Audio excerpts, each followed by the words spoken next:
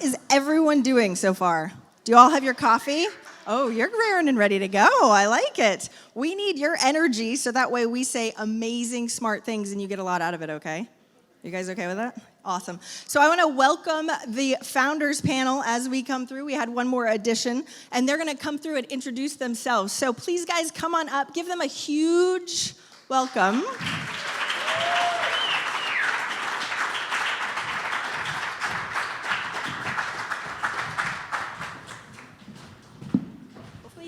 Is this one?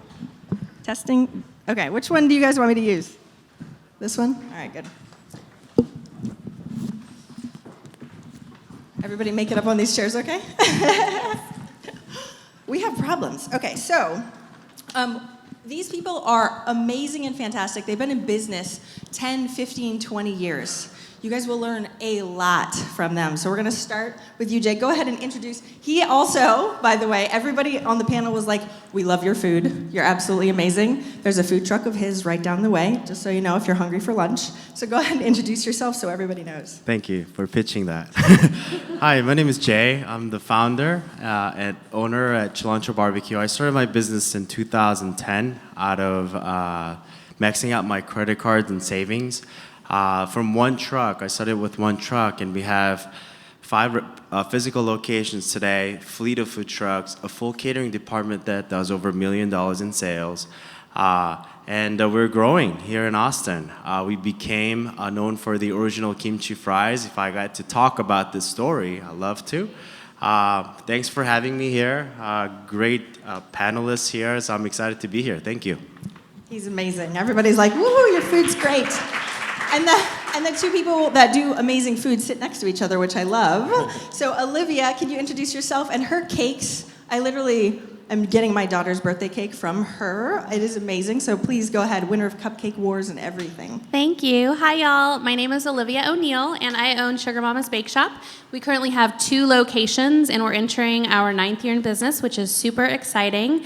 We have one in South Austin, one in East Austin, and we have some really huge, exciting growth coming up in the next year. So keep your eyes on us. I'm in it for the love of what I do. I love being part of birthdays and weddings and baby showers, and super excited to be here today so I can share some of my successes and also some of my failures. Hopefully y'all can learn something from me. Dope has won awards and is fantastic, amazing author, speaker. Go ahead and tell us how amazing you are also. Thank you very much. My name is Dope Ogunsoya. I am super excited to be here today. I'm the owner of Dupsy Enterprises. I followed my passion and I followed my heart. I actually started in food business, doing African cookies, and then transitioned to publishing. I'm excited to be here. I'm willing to share my downfalls and my uprise. So I look forward to talking to you in the next few minutes. Up next is Madison. He is amazing also and has so many different websites and businesses. I'm letting him explain it to tell everybody. Go ahead.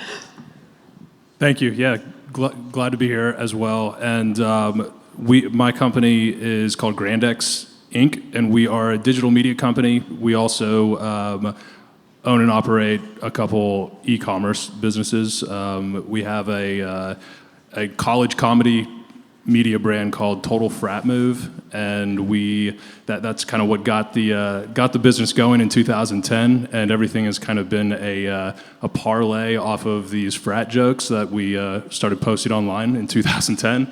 And really what we've built the company into is kind of a hybrid entertainment media company / consumer product retail business, where we are operate very much like an entertainment media business, where we're creating tons of original content that we publish on all sorts of platforms, and we have a large audience, but instead of just simply renting that audience to third-party brands via advertising, we create and curate products for that audience and sell those products directly to them. So it's kind of the crux of our business model.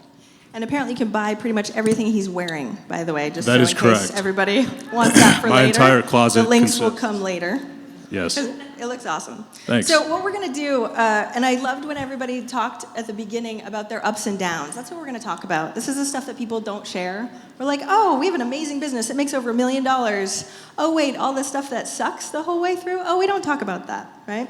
So what I want to be able to do is really show you guys both the ups and the downs, because this is what it is as an entrepreneur. It's simple. Every single time it goes up and down. Unfortunately, success is never like this. And so I'm going to ask one question to all of you. We'll start with Jay. What do you wish you knew or had done differently at the beginning when you first started? I wouldn't change anything for the world, because for the past 7 years, the experiences that I gained, the challenges that I had, shaped me who I am today, and shape how the cilantro is growing today. It's so important for us to have core values, and the core values is something that all of our employees and myself believe in. And I have 200 people. It's so hard to navigate those 200 people in one direction today. And the core values came out of all the challenges and struggles that we faced for the past 7 years. And those challenging moments shaped what we believe in and how we create our company in the next 10, 20 years. So I wouldn't change for the world. Those experiences for me really helped me grow as a founder, as a leader of my organization. So one thing, if I were to change, would be that, I used to work 15, 18 hours a day when I first started the business. And those are some hard moments, and I wish that I had some mentors to guide me. Now I have mentors who's done it to guide me through the way as I grow the company. But I wish that I had that. I love this. I have a quick follow-up question before we get to Olivia. What year did you come up with those company core values? Because a lot of people are like, when do I do it? Do I do it before we start? Yeah, I think the thing is that for me, we were very flexible in the core values. We knew we recently came up with core values that solidified for us for the next 5 years, but that doesn't mean that it won't change next year if we feel that something we missed. So it continued to evolve for us. But there were some things, core things that really stayed with us. Where one was trust. We treat others as if how we want to be treated, and we create win-win-win, 4-win situation: win for the customers, win for our people, win for the company, and win for the community. So when we create relationships with our customers, and when we run into situations where we cannot solve, we come to our core values and try to solve what is right for us. So some of those things, and be you, being yourself, I think it's very important. We have a very diverse company today, and they all come from different backgrounds. So for us, being themselves and hiring people who are being themselves is so important for us.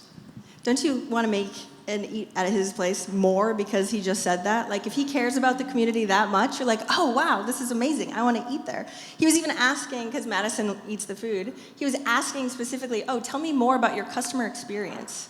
So we, as entrepreneurs, don't know everything, and I love the fact that you even asked him. You never get too big, but in order to ask your customers, right? Like, please tell me more. Yeah. So Olivia, first question. So what would you have done differently and or wish you knew in advance? Well, I'm going to come from a really female-centric perspective here because typically the food industry is a really male-dominated industry. And when I began my career, I was totally self-taught. I still haven't gone to culinary school. I don't even have a college degree. I've taken courses here and there that interest me. And what I would have changed would have been how I framed my mentality about my business, myself, and my success. For the first few years, I just kept talking about luck. It wasn't luck, it was hard work, maxing out credit cards, putting our mortgage on the line, and blood, sweat, and tears. And so it was really a confidence thing, because when you're starting a new business and you don't know what success looks like or where you'll eventually end up, success is what matters to you and when you feel successful. And so I really think that it's important, especially as, a woman and a business owner, I don't meet a lot of me. And so talking to my staff, both male and female, and just talking to people in the community and being really proud of my success and not diminishing it, as sometimes we tend to do, and being really assertive and confident about what we're putting out there into the world for everyone to partake in. Women need to hear that message over and over. We're a little too humble sometimes. So I have a follow-up question for you, though, too. How did you know that it was a good move to max out your credit cards? Or those are decisions that are tough. So I opened my business when my son was 2 months old, and Everyone's gasping. I'm sorry. What? I felt as compelled to open the business as I did to give him his next bottle. It was a compulsion within me that I absolutely had to do this now or never.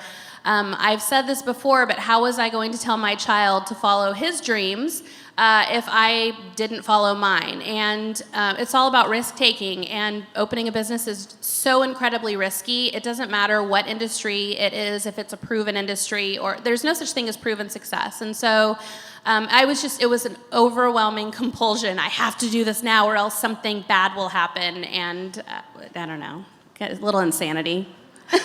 As most entrepreneurs are. We work with lots of them, and we have this crazy brain, I call it, where we have to do things, and it doesn't make logical sense to other people, but we all get each other, thank goodness, right? So I'd love to ask you, Dope, what would you have done either differently or wish you knew in advance? There's a general saying that what doesn't kill you make you stronger. So apparently we are much stronger than we were going into business. But I will tell you a short story to give you perspective on what to really focus on. So I started a transition from the food business to publishing. And when I started making African cookies, I was connected to Whole Food, and I had no clue. I didn't know anything about packaging. A friend of mine from class took the sample I brought to class to Whole Food, and Whole Food called me and said, we need a prototype. And I couldn't even say that word, prototype. It's like, proto who?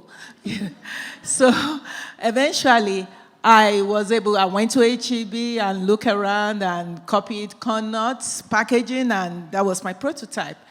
But looking back in retrospect, if I had to do it all over again, all those mistakes while they made me stronger, I probably would have asked for help, because help is like within the next door step away.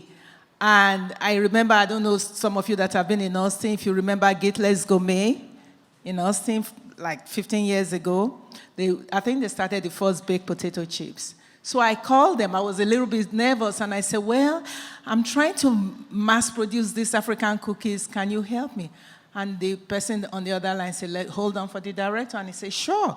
Can you meet with us tomorrow? They took me around. So again, there's always somebody that is willing to help, and help is around the corner. So if I had to change anything, rather than spending the first 3 months going crazy trying to figure out, don't get me wrong, it makes you stronger, but if I could ask somebody that could navigate me in the right direction, I definitely would have taken that option. That's amazing. So, okay, follow-up question for you also. How did you know to just call them out? What do you say? How'd you have the guts to just call up somebody that's that big and ask them for help? Because my fingers was crippling. We were mass producing it with hands. Pain always works. And I keep saying, there's got to be a way to do this. There's got to be an easier way to do this. My background is in computer science. So I called UT, School of Engineering, and said, well, you're supposed to be some of the smartest people in the world. Can you figure this out for me? And then, so I did my research, and then I started looking, I said, oh, there's a company in Austin. The concept is the same, but their product is a little bit different. I said, I guarantee you, maybe they will say yes.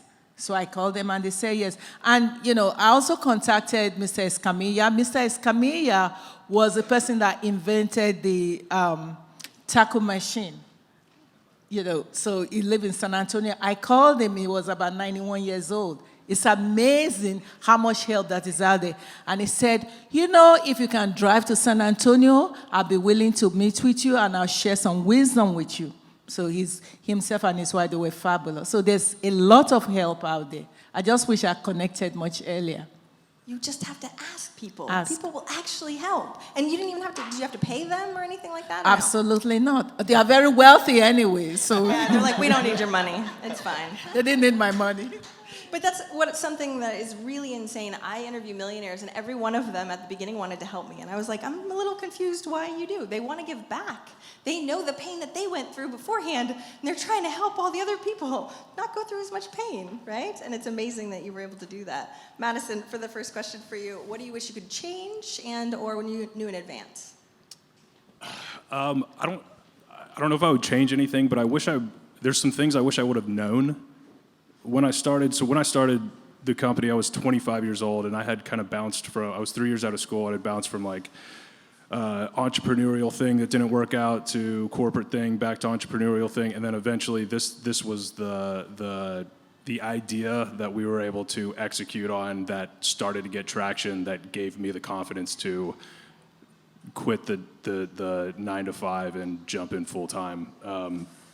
And I think something that would have been very helpful to understand is that success is not this place that you get to eventually, and that it's very fleeting. There are moments where I've felt extremely successful, but I would not say where I sit right now, I just am basking in success. And I honestly, there's the roller coaster of emotions is still very, very present. I can relate to some degree to the having young children when starting. I had a 10-day-old son when starting. I did not personally have the kid, so I can't totally relate. But I had a 10-day-old kid at home, and I today actually have a 2-week-old kid at home. So it's still, thank you. So it's still insanity constantly, and it's still a battle. But I think what I've learned over the 7 years building this company is that you've got to enjoy the battle, which is kind of cliche. Something else that I would recommend, just because everybody in this audience is probably into this kind of stuff. I discovered a book about 2 years ago that was a game changer for me. It's actually by an Austin guy, a guy named Ryan Holiday, called "The Obstacle Is the Way." I've probably read it like 4 times now in the last 2 years. It's an incredible, simple read where the guy just distills Stoic philosophy into a super digestible format. It's a really good book. I'd highly recommend it, and it really kind of helps with just the mindset. So I think it just I would have it would have been nice to have some perspective that I have now back then, but you could always say that looking back. So Ryan is amazing. I highly recommend writing down that book too. He's a good friend of mine, and that book is life-changing when you're going through this crazy ups and downs. I love that you said battle, right? That's what I feel like. We're like warriors. How do you deal with the mental battles, especially when we're on, not even playing field sometimes? Man, I've been, as of the last year and a half or so, I've been extra into eating well, eating healthy. I guess there's a difference between eating well and eating healthy. Eating healthy and exercising, that's been massive for just my resting anxiety levels. And honestly, that book that I mentioned, "Obstacles the Way," it really helped solidify some core kind of philosophical beliefs that I think I've always had and always kind of approached life in a similar way that is described in that book. But to hear stories of historical figures who went through insanely difficult feats and defeats, and that it just really helps kind of get the mind right and not slip into those deep, dark pits of despair that are very common when you're building a business. Yeah, common and nobody talks about. And common, don't worry, you're not crazy. This happens to everyone, even successful people, even if they've never felt like they've completely made it. Our goals, I think, move, right? So nobody actually makes it, quote unquote. There's always more. which is both a blessing and a curse, I think.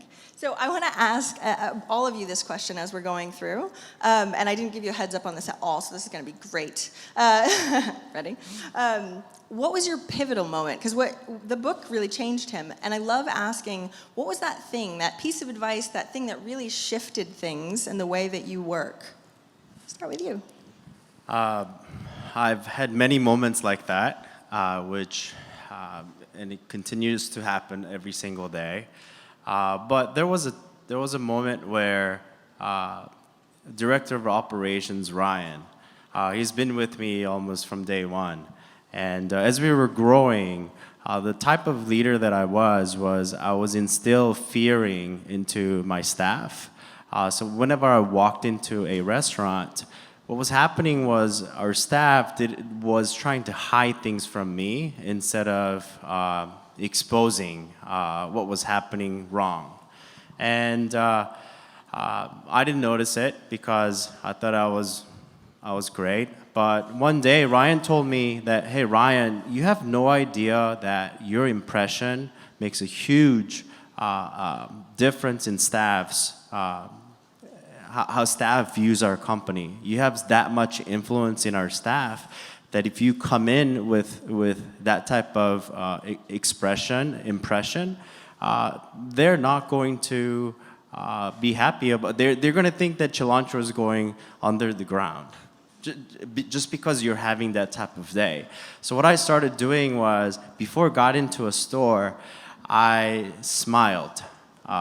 Before I got into my office, before I got into the restaurant, I started smiling, and I just kept my smile all throughout, from the moment that I walked into to the moment that I walked out. And that changed. That started changing. It didn't happen overnight, but that started changing the way staff felt about me. The core staff that I had knew how I worked. They gave me an instant respect. But then the new staff that were working with me didn't know who I was, who I am. So that impression was so vital point in I think in my career as a CEO, to tell our staff, hey, I'm here for you. I'm here to serve you. I'm here to provide all the resources that you need, and I'm going to do it with a smile, and I'm here to help. I'm willing to do anything that you're not willing to do so that I can be a server for you so that you can serve our customers. And over time, within a period of time, that kind of changed, and they started telling me all the problems, which they started telling me, hey, this is wrong, and what that created for us was really transparency with myself, the managers, and the staff. So now we all share the challenges and problems and what's good, what's bad. So now we have an organization that's transparent, which means that I can communicate with our staff a lot more faster and be effective.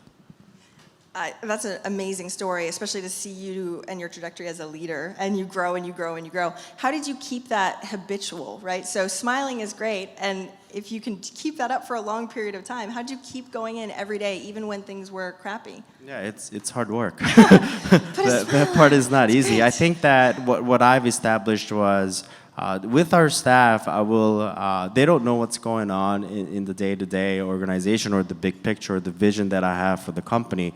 So our mission, core values, and vision really it's flipped.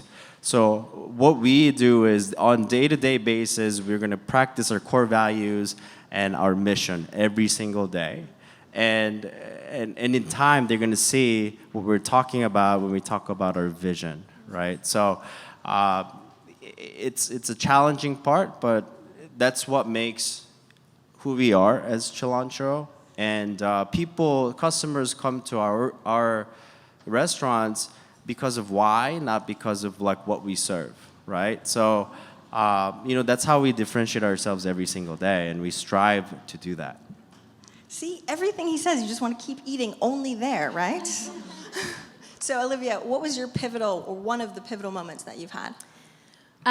Yeah, like Jay said, there have been many, but I think my pivotal moment was when we were in the process of opening our second location, and I realized that I couldn't do it all. It took me a very long time, and I'm still learning that the best way to run a business is by really empowering your staff. When something was wrong, Sugar Mama would come in and fix it. When something was broken, Sugar Mama would come in and fix it, to the point where I got a call one night at 8 o'clock because somebody couldn't close the back door. So I came in and I closed it for them. And that was one of those moments where I said, whoa, what am I doing? That's crazy. And so my mindset totally shifted from like having these people who do some things for me to empowering everybody with the knowledge that I have to not just bring them success within my business, but within their personal lives and within their career trajectories. I have people who are working the counter who are in college. I have people in my kitchen who are culinary professionals, who that is their industry. That not everyone's always going to be with me, but if I can impart the skills that I've learned on them, not only does it make them a better employee, but it makes them feel more fulfilled professionally and personally. And so really empowering my staff to make those decisions and knowing that I'm not always going to agree with the decision. Sometimes it's going to be a bad decision, but it's really teaching that decision making. That's a skill that a lot of adults don't have and that sometimes I falter at. Problem solving, constant problem solving, I find just really trickles down and all over and throughout the business. My dishwasher knows how to bake. We're training her how to do all of the baking. I had a dishwasher who ended up becoming a manager. So we don't have these kind of pigeonholes where you just come in and you do that one aspect of your job. You contribute and bring all of your previous experience and your previous ideas from other jobs, and that's what makes us more successful. And then we in turn make you more successful in your, in your life path by sharing everything that we know. So no secrets. I love this. So when we're looking and listening to what she's saying, we're problem solvers as entrepreneurs. She's like, yeah, I can shut that door for you, right?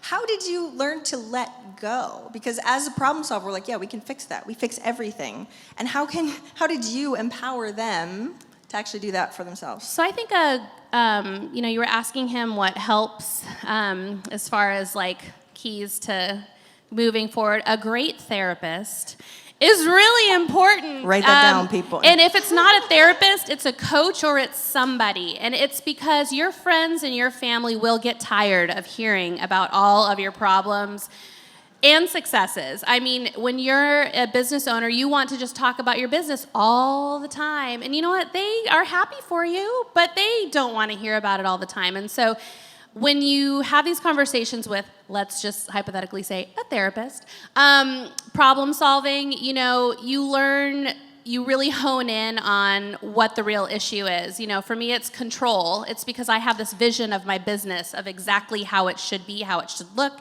how it should smell, how it should taste. And it's learning to be adaptable. And so once I got to that point where it was like, okay, well, you have to relinquish some control and you have to accept that there are going to be failures on your staff's part, and that's just another learning experience. It was really coming to a place of peace that not everything's going to be perfect all the time, because a lot of business owners and entrepreneurs have that perfectionism mentality. You want to do it because you can do it better, you can do it more efficiently, you can do it, it's more beautiful, it's more awesome, it tastes better, but you really have to learn to relish in the failures and use those as just learning experiences. Letting go and having a good therapist. I love that. So when it's funny, I actually did a speech over in Thailand about relationships and being married or with a significant other that's an entrepreneur.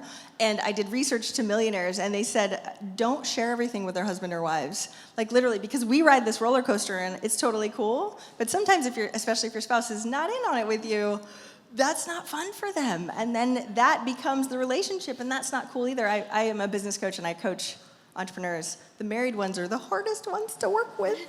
I'm like, you guys should talk to a therapist, not me, because it's a very inner work that we do as entrepreneurs, and we don't really talk about that very much. We're like, no, we're fine. I got this. It's cool, right?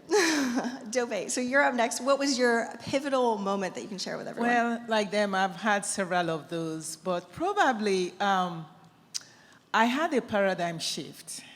Again, at the beginning of the talk, I mentioned that I transitioned from food industry to publishing. In that process, what led me to that was a lady, a teacher visiting from Ohio, came to Whole Foods and purchased my cookies. And then she called me a few days later and said, I purchased your cookies and I'm a teacher. Do you mind sending me a recipe? I'd like to make something for my class. This is Black History Month. And I was okay with it. I love to cook, so I emailed her a recipe. She called back a few days and she said, your recipe was easy to follow. Why don't you write a cookbook? So I said, look, I'd like to cook, but I don't know about writing a cookbook. She said, we need a cookbook. And she said, do you know in America, I guess because of my accent, people have to explain things twice to me, that during the Black History Month, we talk about Africa and we do ABC. So she pressured me, and I said, well, I'm very busy with my thesis in graduate school. I'm pregnant for the first time after 10 years, almost a decade. It's a high preg. I gave all the excuses, and I said, I'll email you. How about this? Email you more recipes? She said, no, you need to write a cookbook. It was easy for you. It's like your gift to the world. Share it with the world. She never gave up. So the more I think about it, and I say, what is the purpose of that? It's easy for me to actually come up with this recipe. The challenge was measuring, because I grew up around people that just know exactly what to put, and it worked out. So I said, that was the work for me. But at the end of the day, I decided to write the book. And once I wrote the book, I shifted from making cookies to focusing on publishing. So publishing my second book, I was still working with the state agency, and when I had the idea to publish that book, it was difficult for me because I knew for me to really focus, it is a motivational book. For me to really focus, I need to think and live that book 24/7. So I told my friends, I said, I'm going to quit my job. They said, are you crazy? You're going to walk away from that money? And I talked to my husband, and, then I reflected on what the lady told me. It's your passion. You have a gift. You owe it to the world to connect and share the gift with the world. What are you going to do? But every time I try going near to making that decision, they give me a raise. So it makes it more difficult. But then going back again, focusing on what she told me, I made a decision and I said, I'm just going to put my head out there, share my gifts with the world, and wherever it takes me, I'm okay with it. I'm living my passion. I'm a motivational speaker. I'm a published author. I have a publishing company, and I'm very happy. So, so be it. Okay, so once you made the decision, how do you not go back? Were you like hardcore, no matter what, I'm going to figure this out? Or were you like, oh gosh, what did I do? And backtrack? Both. Especially when the bills come in. Yeah, right? Yeah. I'm like, did I make the right decision? Am I going to be able to? Because in business, you don't expect to make money overnight. So when again, you're missing your paychecks, and I keep thinking, do I need to go back to this? But then, like I said, when there was a paradigm shift, it's like you need to focus on the gift, it's your passion, and you need to share it with the world. So, whatever comes with that is okay with me. Hopefully, millions will come with it. That was my thinking at that time. But it was okay. So once I reached that point, I knew I will have to immerse myself in it, and I'll make it happen. And it's been fine. It's been fine. So when you felt that fear, did your brain go, nope, don't think that anymore, go try, no, I can do this? Like, what did it do in your brain? I'm actually one of those people that talk to myself a lot. And sometimes you have to do that because you have this inner voice doubting you sometimes, or telling you, well, do you know if you do, you can do it part-time, but part-time will drag me back into working full-time again. Do you know if you do this? So I have to speak and say, Dope, you got this. Sometimes I go in front of the mirror. You can totally do this. This is how you're going to do this. And I figure these things out. And I keep talking back to myself, and affirming that I can do this, I can make it happen, and it will be okay. You gave me goosebumps twice within your story. It's amazing. So, Madison, what was your pivotal moment so far? Actually, I think similar to Olivia, my background is in web development, so kind of engineering. I'm very used to hands-on work, and delegation was an extremely difficult thing for me to figure out. And so specifically the thing that I had to come to terms with is that when you delegate something important to somebody else, or anything at all to somebody else, they're going to do it differently than you, and that doesn't necessarily mean that their version of how to get the thing done is worse, because like you feel better about your own mistakes than you do watching somebody else make mistakes. And I think I just had to come to terms with the idea that it's okay for the people that I'm working with to make mistakes so long as they recognize them and learn from them. And it's essentially how, it's impossible to expect anybody to do a task or a big project in the exact same way that you would do it. And if you did it yourself, you're going to make mistakes too. You're just not going to feel as bad about them. What's the level, though, right? Because sometimes you're like, okay, they made mistakes. Oh, wait, they're making more. Oh, wait, they're making more. Where's that level? And that's an ongoing challenge, and that's one of the kind of big common themes that you hear in entrepreneurial literature is you've got to get the right people, and it's an ongoing challenge, especially if you build a company in the way that I did. I was 25, and I basically just hired a bunch of my friends early on that I went to college with, and unfortunately, some of those people didn't work out and are no longer working with us, and those were some tough conversations to have. But it's that idea of you've got to have the right people, and if you have the right people, you've got to let them. You've got to empower them, like Olivia was saying, to do things on their own and to run with stuff, even if it's sensitive and complex. You've got to find the right people that you can trust to get stuff done. Yeah, I've had to fire a sister-in-law. I know, that's not fun. Thanksgiving was different that year. So we have to start wrapping up in just a minute. So I want to ask you one final question as we're going through. And ideally, I want either a resource or a book or something that really makes a difference that they could really use potentially moving forward. I know I totally put you on the spot every single time. But if there's something that really you use all the time right now that's been really, really helpful, or a book or something like that. I think the best thing is your gut, first of all. I think that's why I started my business out of a feeling. And I've had 2 businesses prior, which failed. And every time I got out of those businesses, I asked myself, like, I could have, I should have, I would have. And with Cilantro, I didn't want that to happen, so I did it. Every time I thought about something, I just put it into an action. And so I think that your gut, first of all, is the best asset that you could have, which everybody has. I'm reading a book called Start With Why, and that's been really helpful for me and my organization, because we're asking ourselves, like, why are we doing this? And why do I feel this way? And really going into deeper into the whys and figuring out the challenges that we face on a day-to-day basis to improve our business. So impressive that he had 2 failed businesses beforehand and did it anyway the 3rd time. That's really, really impressive. I have one quick follow-up for you, and I know it has to be quick. How the heck do you go with your gut? Because it's something that comes up over and over and over for millionaires that I interview, and I was like, well, how? I don't use mine very much, so how do you actually, do you ask it? What do you actually do? Sometimes I go F it, but other times, again, like just asking myself why, and I think you mentioned right people. I think that right people becomes your sounding board, and right people really look out for the best interest of the movement that you're making, and that they may have different ideas and feelings about certain situations. And one of the situations that we had was recent. A couple days ago, there was a UT stabbing, and our truck was right in the middle of that action. And it was really hard for us as an organization. There were multiple ways that we could have handled it.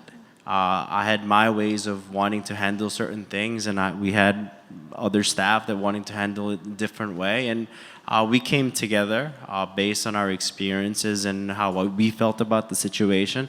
I think we handled it really well. Relying on those people, the right people, is very important for our organization too. It's so inspiring to hear the resilience from these amazing founders, right? Olivia, what's a resource or a book or something that we can share with everybody? So I have two. I really love spreadsheets. Like, I have a deep affection for spreadsheets. I love making lists. My lists are, what do I want to do to my house? What do I want to do to my hair? What kind of cupcake flavors do I want? How do I want to feel? And so I find that writing everything down, and honestly going back and looking on it and laughing at myself sometimes because of how things evolve, is really, really helpful. I send myself messages on my little list every 5 minutes all day when I'm thinking of stuff, because my mind is just not always clear. It's like going a million different directions. And it really helps me stay focused on what I really want to do. Alongside that, I'm not like a major self-help book person. I think they're interesting and I have them, and I've never really opened them, but I'm going to. And there's Put it on the list, right? Put on the list. There's one that, it's on my list.